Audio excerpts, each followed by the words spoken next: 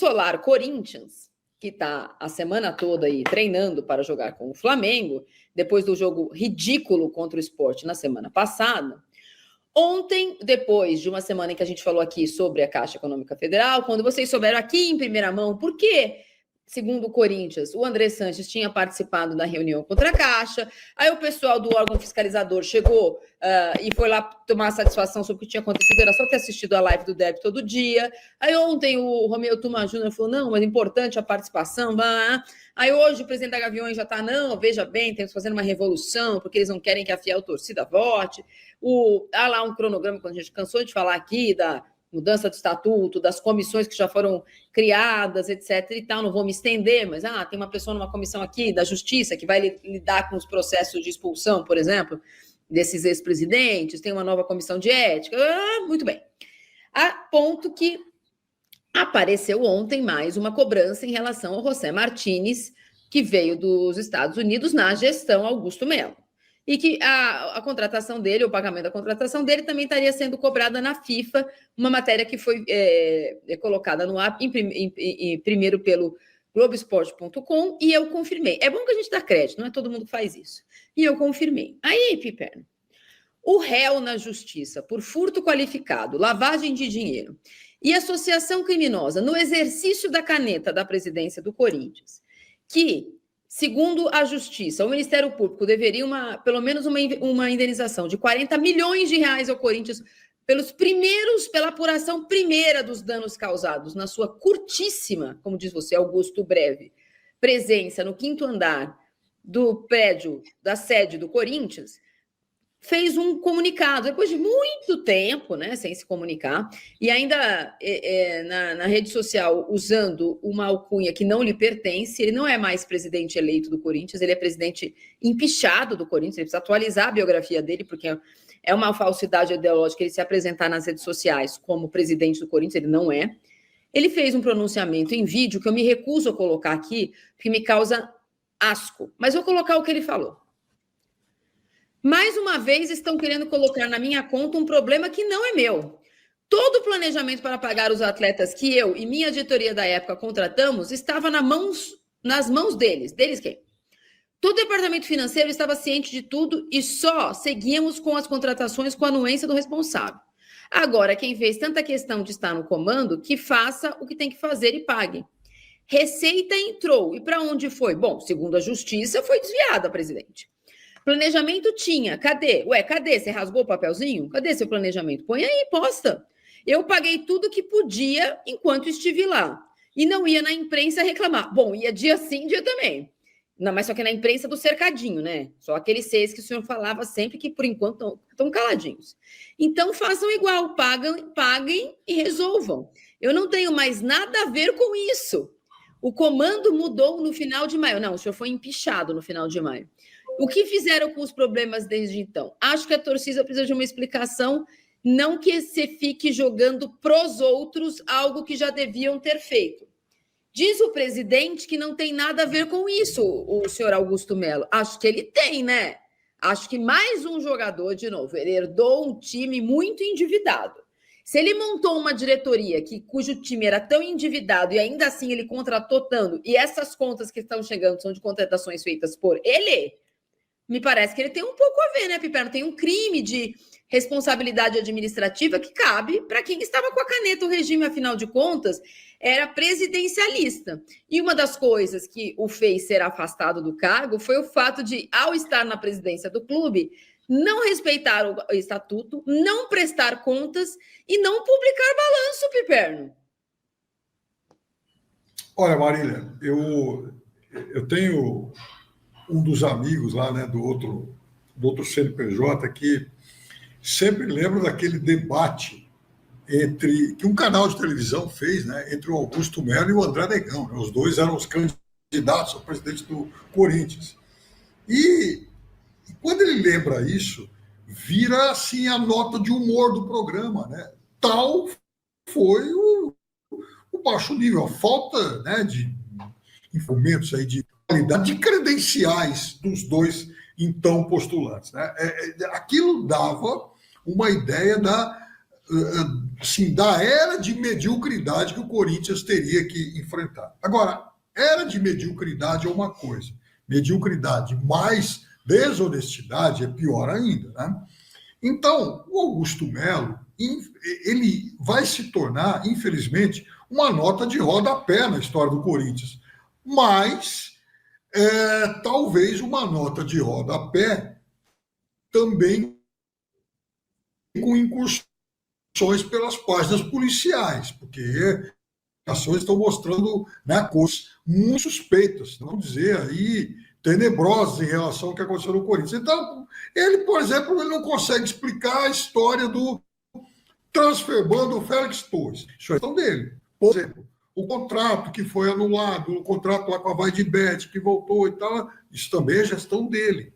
Né? Então, gastos que o Corinthians fez com jogadores ruins, o espanhol que chegou no Corinthians aí, né?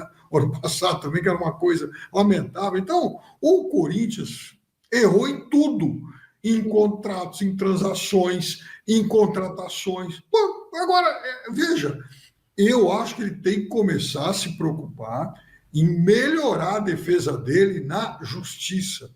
Não adianta ele querer toda hora dar algum tipo de explicação e justificativa na área esportiva, porque aí ele já está condenado. Ele foi o pior da história do Corinthians.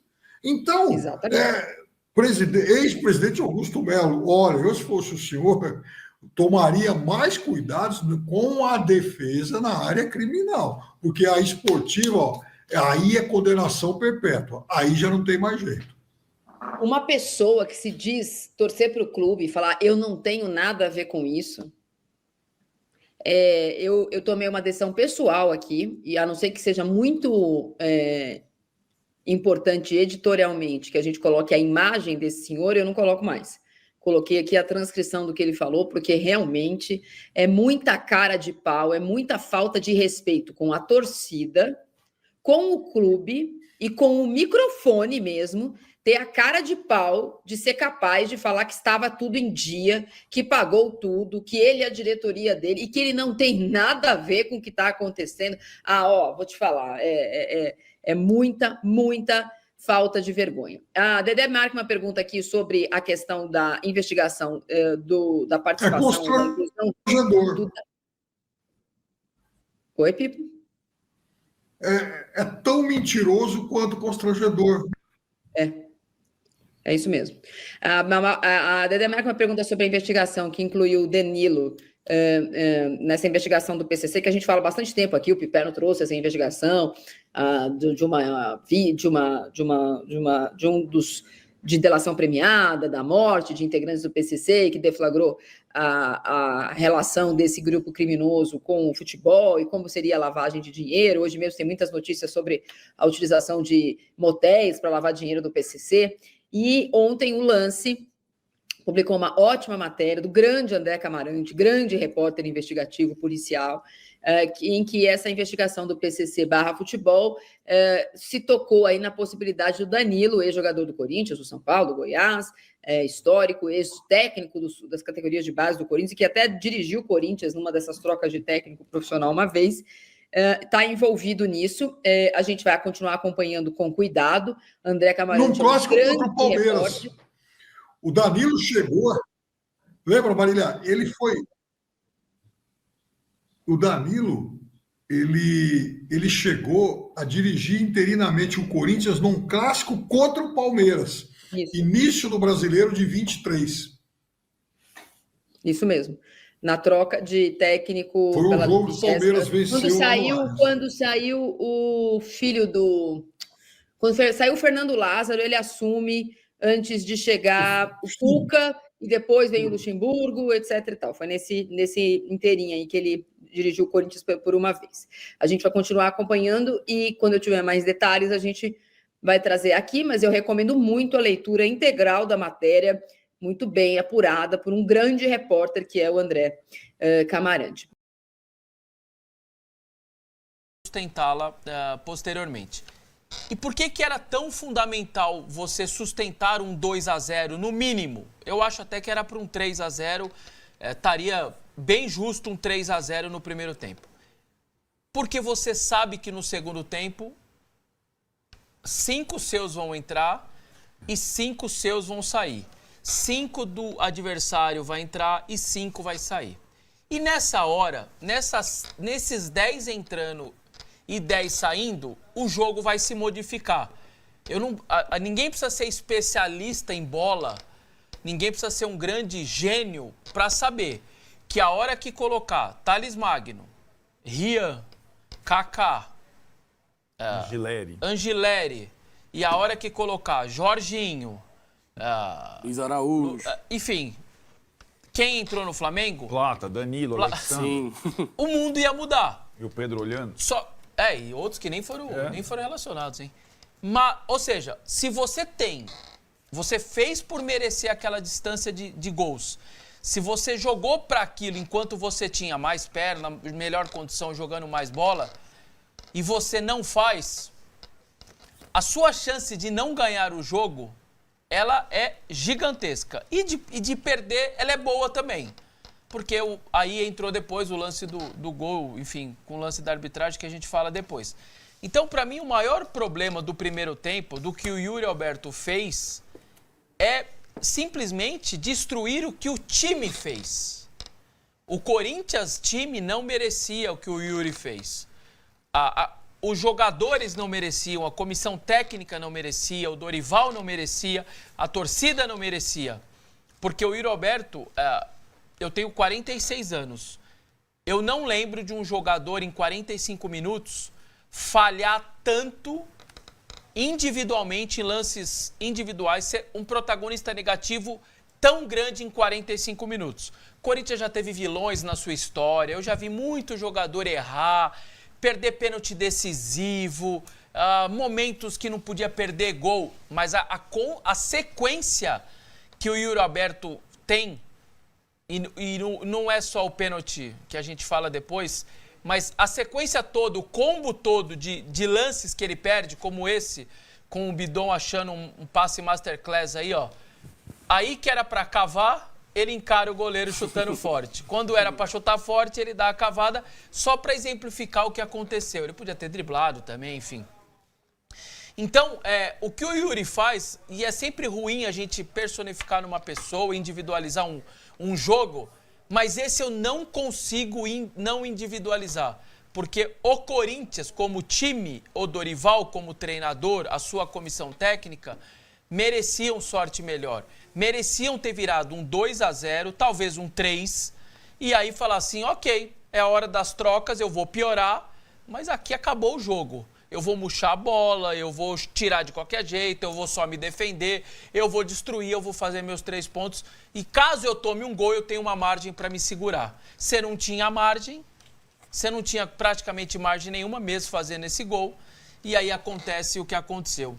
Depois eu vou falar do Yuri individualmente e tal, mas para mim o resumo é esse, assim, o time não merecia o que o Yuri faz no primeiro tempo, o Yuri destrói o Corinthians. E aí não dá aquela margem que é necessária quando você pega um elenco como o do Flamengo. É necessário. Não adianta você ir jogar... Você não vai ter 90 minutos num alto nível físico, técnico, porque você só vai ter 11, talvez 12, no máximo 13. Tirando o Palmeiras, que aí tem bastante jogador. O restante vai jogar sempre no limite. Só que esse limite vai baixar, eles vão subir, parte tática, parte técnica, parte física, você vai baixar. Se você não tem margem para sustentar o resultado, acabou para você. Muito bem. Kim, para você, o jogo acabou, a gente vai falar do Palmeiras logo mais, ficou ruim pro Palmeiras, né? Porque venceu e o Palmeiras perdeu. Sim. Olha esse lance, né? Quase que o Vitinho. Que o Rossi aceita, né? Aceita essa bola, mas o Corinthians perde, né? Com esse plus do Yuri Alberto fazendo o que fez. Perfeito. Eu nunca vou torcer pro Corinthians, né? Mas pensando na tabela do Brasileiro, um empate eu acho que seria um resultado bom ali. Ficava bom pra todo mundo. Ficava bom pra todo mundo, o Corinthians não vence, o Palmeiras também não fica tão distante do Flamengo, mas eu concordo com tudo que o Vessone falou. O Corinthians no primeiro tempo amassou o Flamengo. O primeiro chute do Flamengo no primeiro tempo foi praticamente aos 40 minutos ali, numa escapada do Arrascaeta, mas o Corinthians tinha que fazer os gols. E assim, quando um time pior joga contra um time melhor, Você tem que aproveitar as oportunidades. Porque o time melhor, a diferença é essa, o time melhor precisa de menos chance para fazer o gol. E foi o que aconteceu ontem.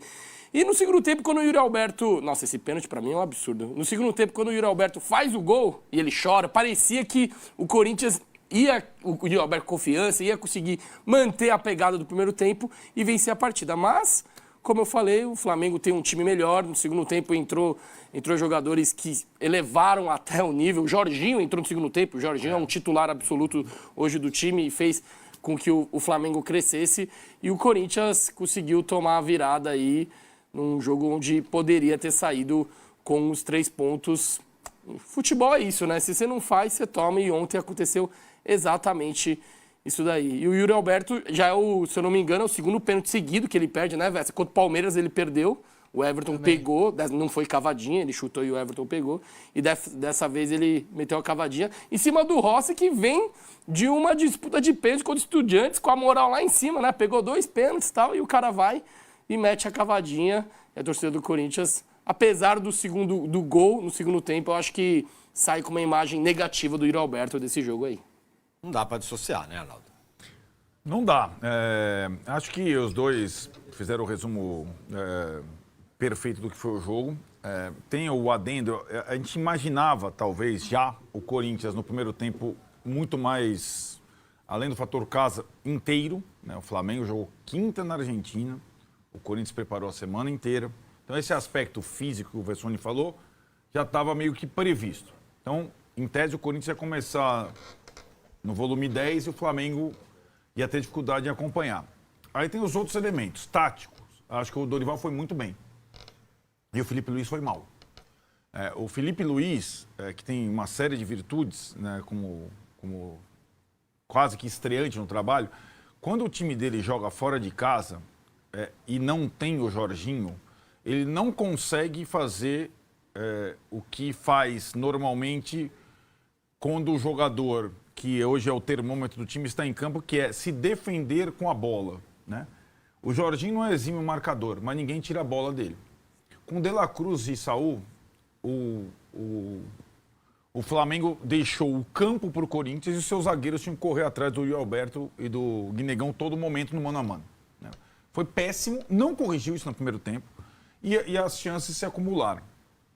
E aí vem o que a gente já sabe sobre o Corinthians e o que a gente já sabe sobre o Flamengo na segunda etapa.